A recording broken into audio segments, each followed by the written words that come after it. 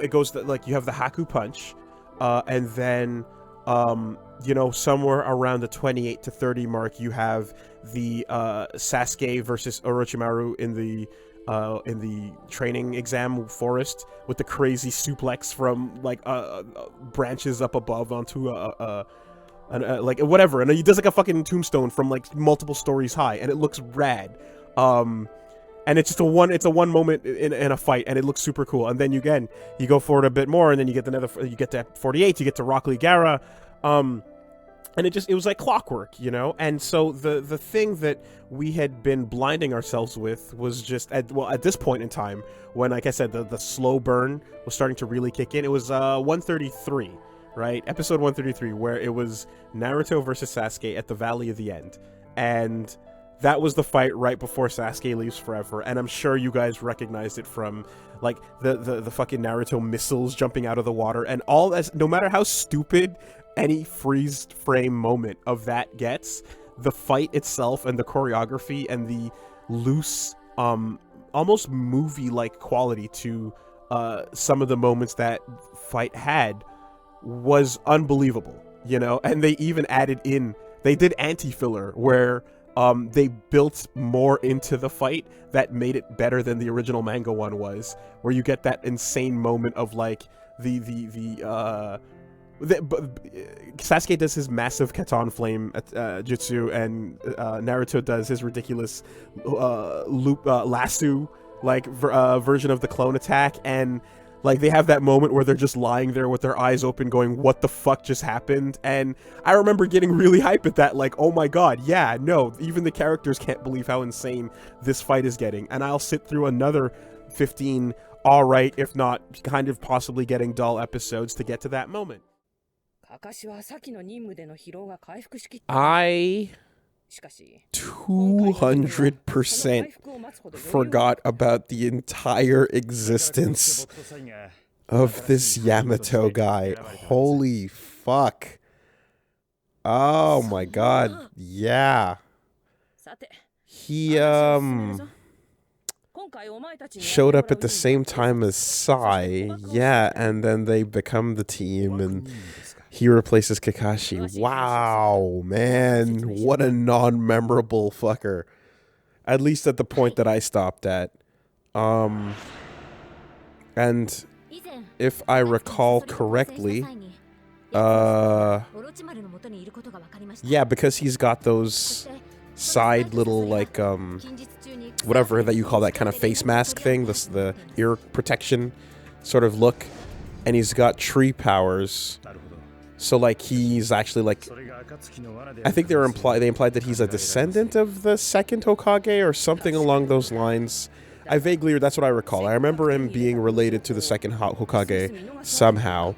You don't need to explain it, by the way. I'm sure we'll get there eventually. I'm just kind of rhetorically asking these things to the air because that's how I watch things. I don't know.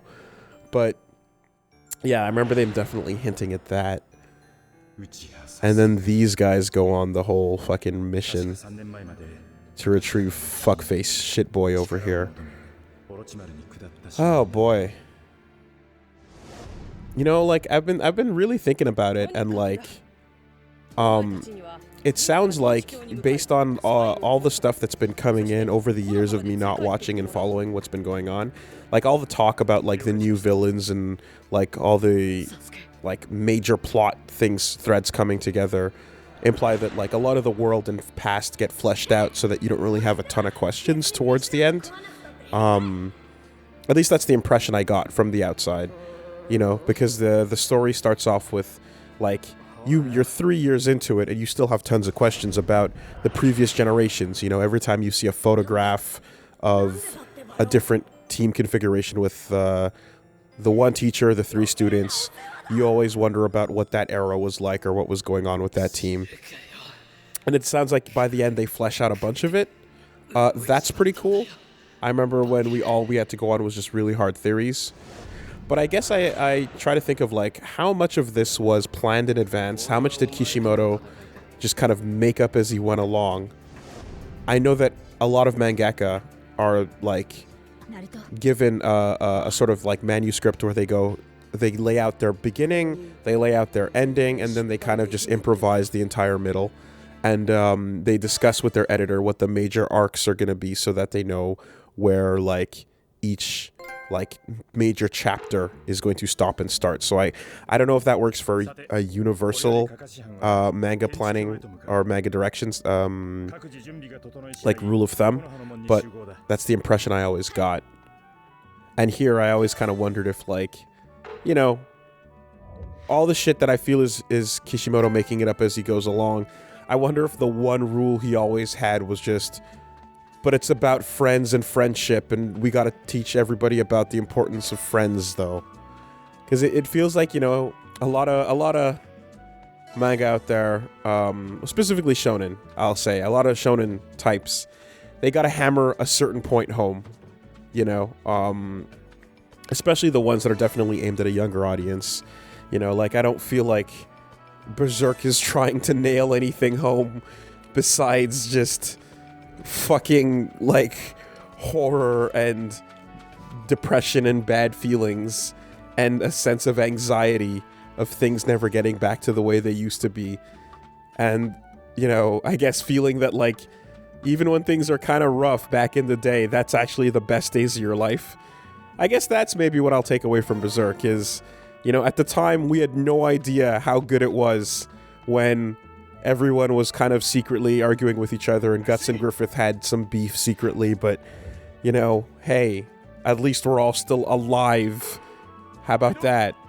But Naruto is just obsessed with beating home the point of forgiving friends, friends are the best, you're Nakama forever, ever, ever, and all that shit. And I guess it gets beaten so often, and so like it just becomes so repetitious that I kind of wonder if that's the only point that he had on paper sometimes.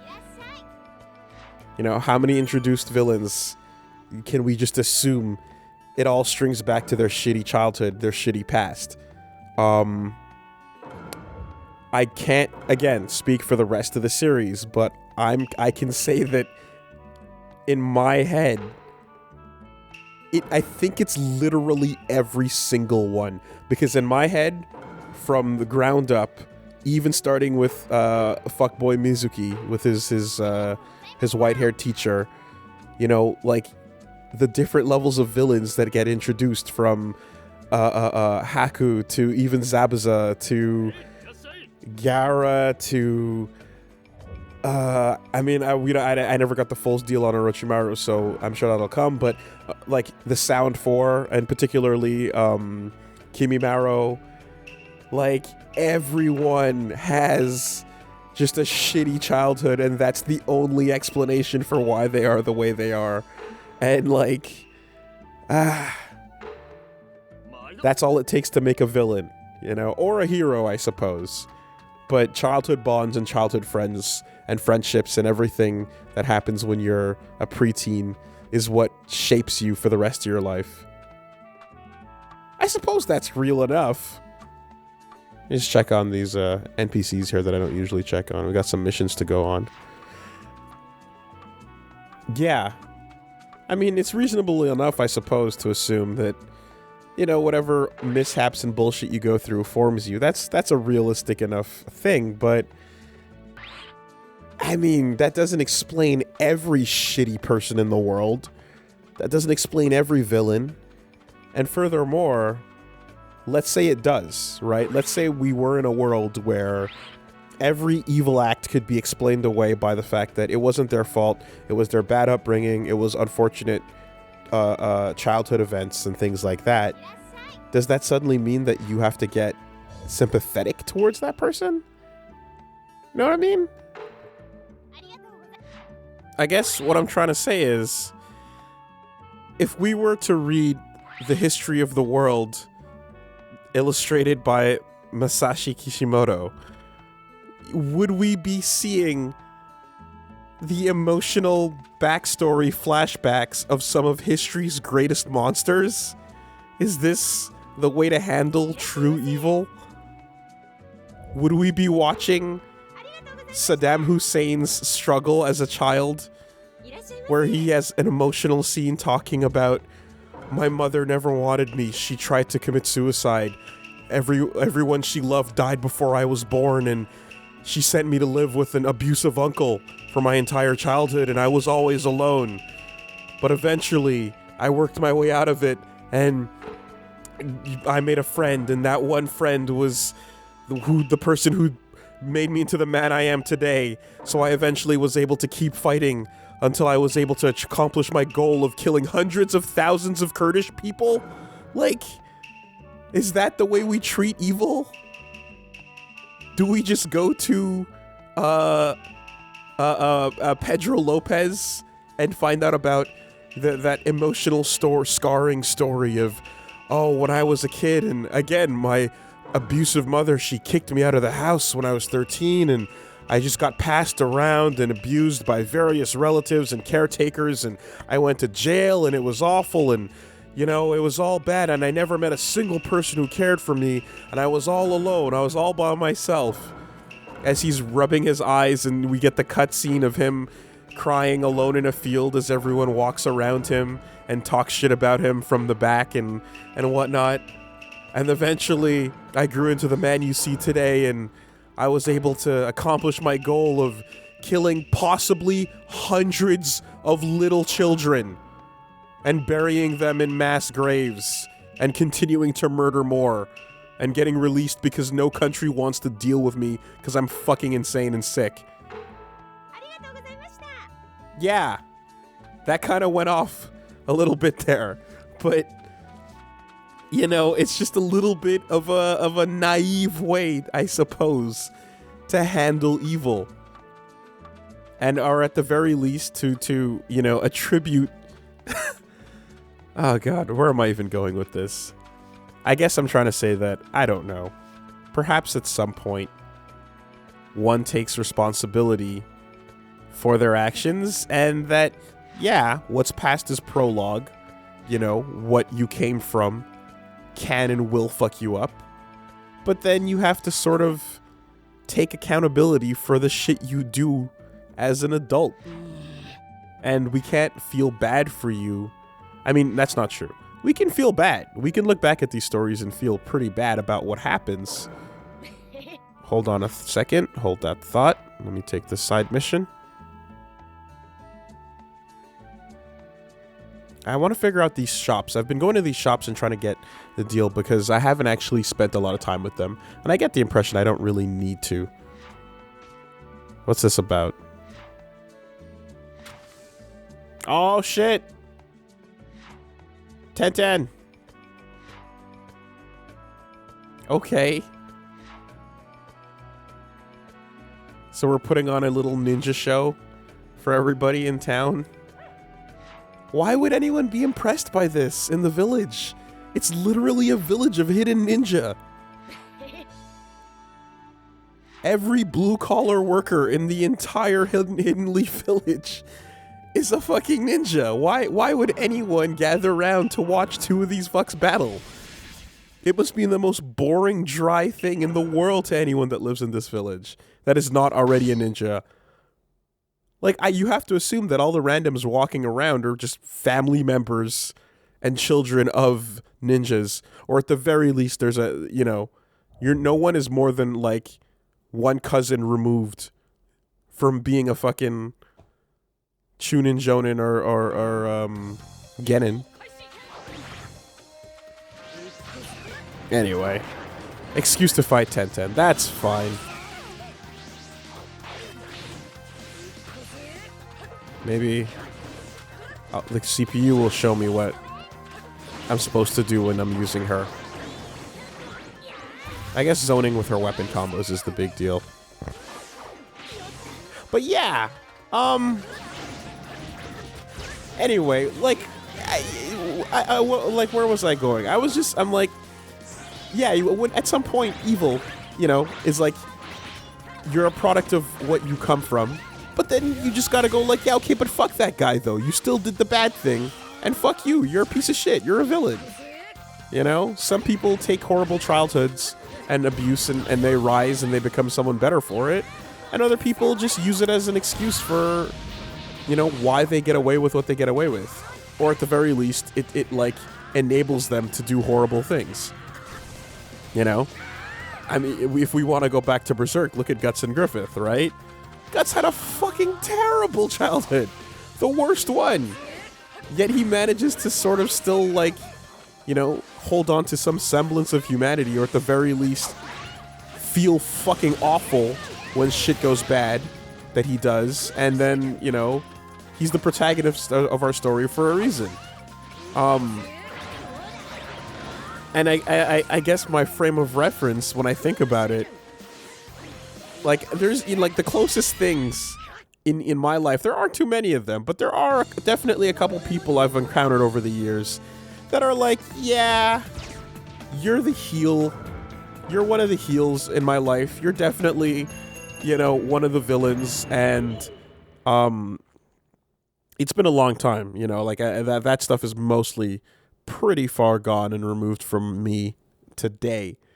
But one of the things that I'm definitely stuck with is just, like, this one person that I knew that just couldn't fucking take responsibility for any of the shitty things they were doing. And it was like, it was just so infuriating to watch the habit of, like, bad fucking decisions constantly going off. And every time it's like, okay, look, you've done a bad thing. Everyone now knows about it. You are now basically, like, being asked to explain what the fuck just happened here. And every single time the answer would be, I'm fucked up because of something that happened to me, or something from my childhood, or this situation or that situation occurred, or something in the past led to me doing this and becoming like this and whatnot. And it became such a crutch where, like, you know, people are willing to give it the benefit of the doubt initially. Like, they're definitely giving it a wide berth early on, you know, when you first meet somebody or someone, or you first encounter a situation like this with someone that you think you know well, you're willing to go, oh shit, okay, I didn't know that about you, and you're sensitive to it. You know, but then when you, over the years and whatnot, as you watch a pattern continue to go down fucking hill, you kind of just wonder, like, okay, no, wait, no, this is actually just your get out of jail free card that you're going to use, because the fact that you're going to stand here, have this realization about the thing that is bad that you did, and then go back and do another version of the exact same thing, and then pull the same card again, is fucking bullshit. So we can't really give you the escape on that, you know? Like, that's not your past. You can't keep using that. You can't keep saying, I was alone, my childhood was shitty, but there was Sensei, and Sensei was there for me, and he taught me all the ninpo that I couldn't learn on my own, but then Sensei died, and I got depressed and angry, so then I became evil, and now I'm doing evil things. Or whatever the fuck, to bring it back to Naruto. Like, you know, you can't pull that off for every single character. That's all I'm trying to say. That was a really long-winded way to go on, to establish, I guess, the thought I was having. But either way, it's not something I never want to see. It's definitely not something that's uncalled for in a story, but it happens way too fucking often in Naruto. And that's one of the problems, I suppose, if I'm gonna get real about what's wrong with the series. But enough of that shit. Here comes Tree Guy.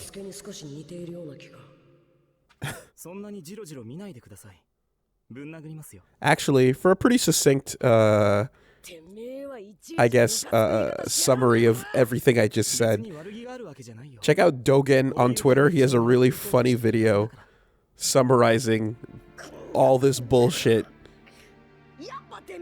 about childhood trauma and ninjas. I think it's called Every Episode of Naruto Ever.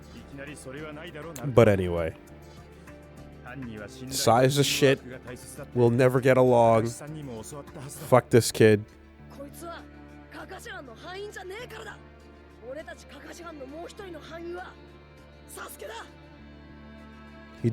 He works for the whatever, the root. Is that it? Roots? The dirty wet works, or the you thought that was going somewhere it wasn't, huh? You fucks. That's not what I was gonna say. I was gonna say the black ops of Konoha. The wet work, aka the dirty jobs. The stuff that young Bucky had to do ahead of Captain America that was too nasty for the cameras. IIRC, that's what Sai's like group was about, or something like that. They only had one scene as when I stopped. There was only that one flashback with that old fucker talking to him and then telling him about how Konoha leaves are part of the tree and we are the root under the tree and whatever the fuck he was going on about. I don't know. It was a little bit vague at the time. Alright, teamwork. Go team go. But first things first. Pig pearls. I know, I understand, we have to save our precious Nakama, no matter how much of a dickbag he is. But I also agreed to help those two fucks pick up their pig pearls. So that's priority fucking one. Just putting it out there. And can I just say, while we're at it, while we're on the job, huge missed opportunity to fucking call the mission Pearls Before Swine. Like, hello? Are we even trying here? Amateur hour? What the fuck? Or at least the achievement when I collect them all, you know? Give me that fucking carrot. Like, what are we doing here? Give not that which is holy unto dogs, neither cast ye your pearls before swine, lest they trample them under their feet and turn and rend you. Matthew 7:6. I just fucking Bibled, didn't I? I'm sorry. I didn't mean to. It happens. I won't do it again. That's not true. I might. Oh god. Okay. How do we get out of this? Do not cast holy on dogs, because that shit costs 40 MP, and they're resistant as fuck to white magic, because they're super adorable.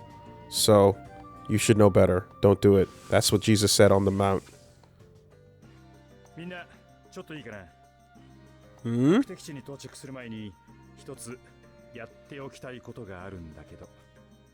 What up, tree dude? Are you even remotely as cool as Kakashi?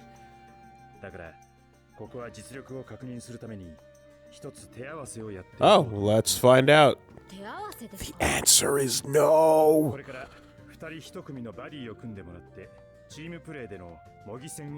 Right. Let's find out what we got by doing a little, what would you call it?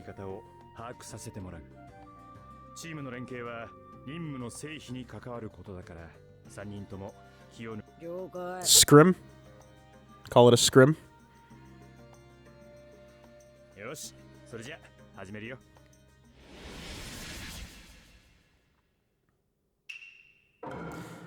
Right. Teamwork. It's never gonna happen. Because this painterly fuck just doesn't get along and Naruto's all hot-headed. And I forget what else we find out. But there's definitely a part where they talk about how jutsu is made, and the spiral of your hair, and all that crazy shit. And that really goofy body chart that they keep using to show you where all the chakra points are. Oh, that thing looks so dumb. I appreciate the pseudoscience, though. I do.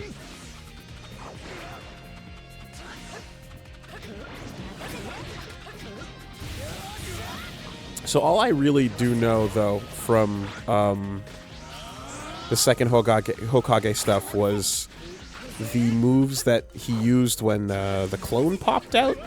Because there was that scene where Orochimaru brings all three back, or he tries to, and then Sarutobi freaks the fuck out, makes him seal the fourth one, goes, under no circumstances can we bring back the fourth.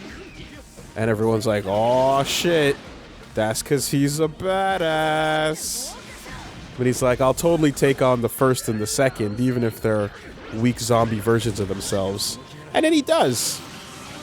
But that's where you find out that the first is all like fire shit, and the second is all trees. And if I'm not mistaken, yeah, he's doing pretty much the same type of moves there. Okay. Yeah, and then they actually give you a better look at some of... Well, actually, CyberConnect, I guess they invented some. I don't know what they do, but they get creative with a lot of the characters' move lists when there isn't much of a, like, established set of moves in the manga yet. But in Naruto Met Hero 3, I remember that they had the first and second playable before we knew anything about these characters, and we still don't, quite frankly. Well, I mean, I still don't. Again, I'll get there in time.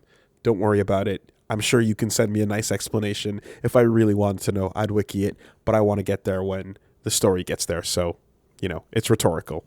But my point is that we're early enough in the story that we don't know anything beyond this is the first and second. Their faces are on Mount Rushmore. And, yeah, they made a whole move list for them of just, like, really advanced version of Katon Jutsus and Mokuton, I believe, was the name of the tree stuff. Mokuton. And they even had a playable Yandaime as well. They had the fourth there, too, but, like, they very clearly didn't want you to see a lot about him. So they just made him, like, really silhouette-y and, like, teleport-y. And then he has his, like, three-bladed kunai, but that was all you really got to see. It was very, very vague. And, like, you can't really go, like, oh, fuck, that's one specific move he's got. They kept it loose because they didn't want to, fuck up anything that was eventually going to be revealed in the future, I'm sure.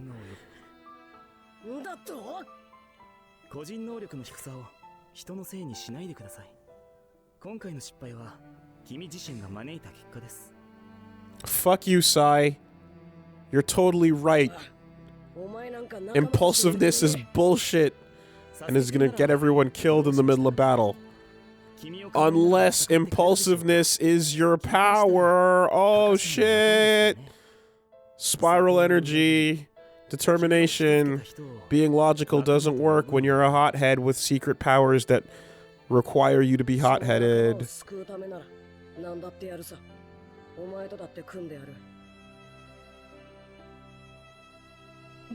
I love my comrades so much. I love my Nakama so much that I'll even team up with shit like you.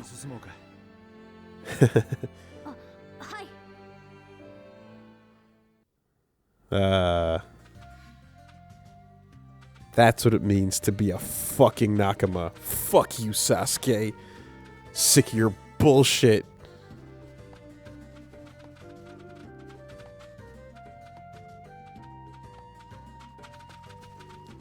Now that we've had our emotional moment, can we go back to the foraging? Yeah, Pearl! Oh, God. I actively try not to Bible, you guys. I really do.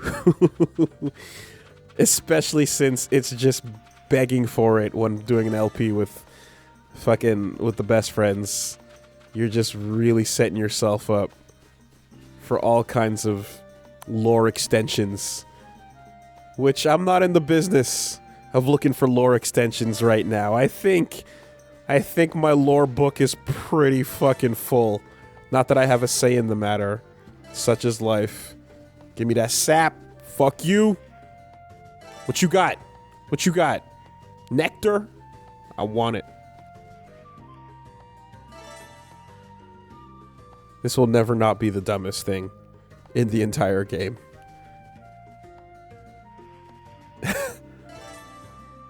And now we're just like hearing the inner thoughts that are being externalized of the team being like, oh my god, I hate everyone and everything.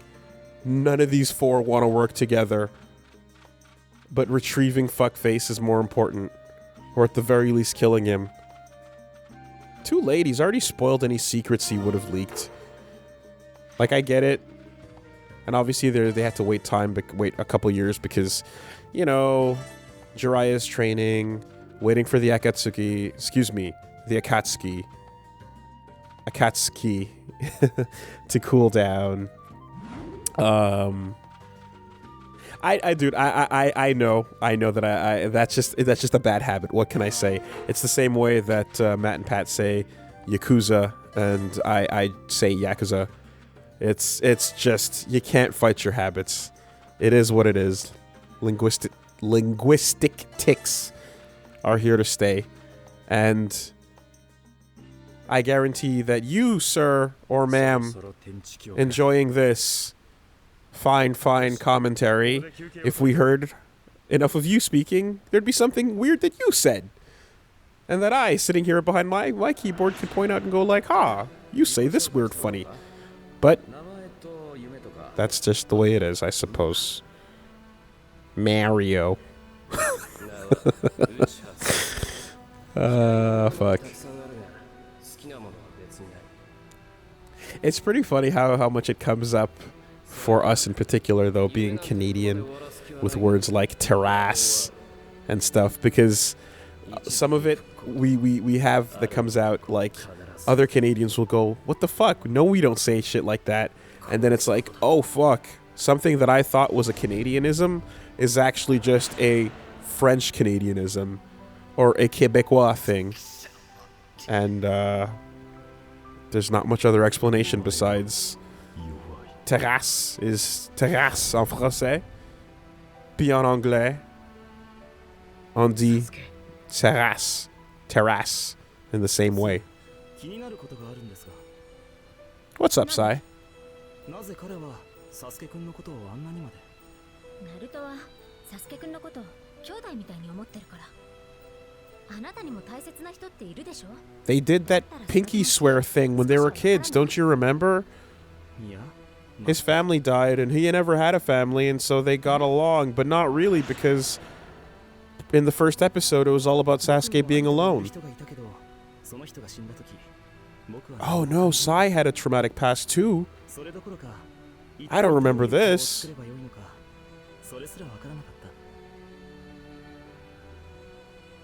Huh. I don't remember that at all. And that actually kind of goes in the face of exactly what I was saying earlier. But then again, Sai's not really a villain. I guess he's a weirdo. Exception to the rule. Well, he might be a villain. I don't know. He does sort of betray them, but we don't know enough about him in the end. Okay, so he had a traumatic past, but he just had no emotions. Does that mean that we're going to get him weeping when he finally breaks through and has that emotional moment later on? I'm calling it. They're going to make him cry. Thinking about his Nakamura. Aw, shit! Stop, Patrol! If she breathed!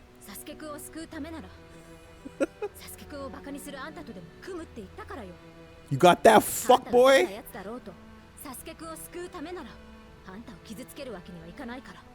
My fists can liquefy your organs like fucking Ebola. So keep my name out your mouth. Now get the fuck out of my office. And if I see you in the streets, I'm slapping the shit out of you. That's how you know. That's how you now know when Bae is ride or die. Going out on a mission, even though you do nothing but ignore and sun that ass. She's like, nah, but I can save him though. I can change him. Just you wait. Don't you worry. He just needs to spend some time with me. Oh, God. And you know what? Word on the street is she was apparently right. Fuck everything. Don't tell me. I want to experience that fucking couple in all its glory when we get to the meat and potatoes that is the Bortland. I mean, really, all we're doing is going through the Boruto prequel backstory right now, after all, so, you know. It's all gravy.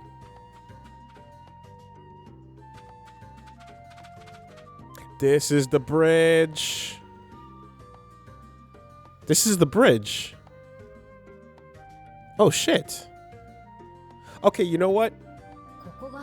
Yep. Remember how I said I stopped right at the bridge fight?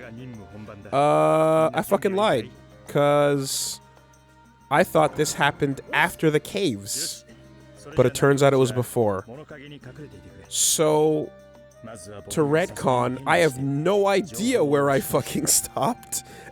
And, you know what? All for the better. Let's ride this bitch out till it ends in tears. You with me or what? We're going all in. No breaks.